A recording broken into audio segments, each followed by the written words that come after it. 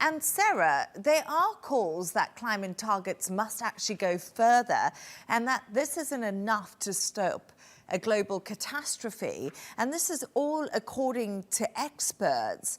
But the climate conversation has changed a lot under Donald Trump. You know, he called it a con job at the UN and also a green scam. So are people rolling back a little bit in general?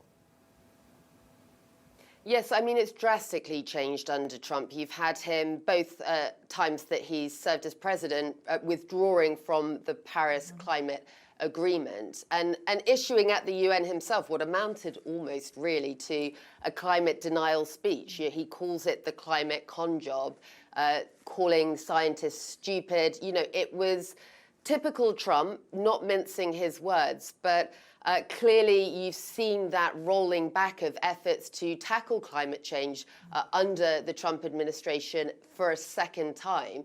It has opened up the space a little bit for a leader like China potentially to step in and push the movement forward. Now, they've committed to this 7 to 10% cut to greenhouse gas emissions by 2035, I think it was.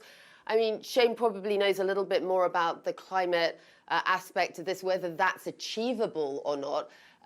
But it's an interesting stance that China has taken. Is it simply a jab at the United States, a sort of political power move? Or do they have the ability and the will here to actually implement this within the timeline that they've set themselves? Certainly, there's no question that given that you've had Trump and the US taking the stance that they have, which, as I said, essentially amounts to climate change denial in many areas, whether China is now going to step into that void that the US and President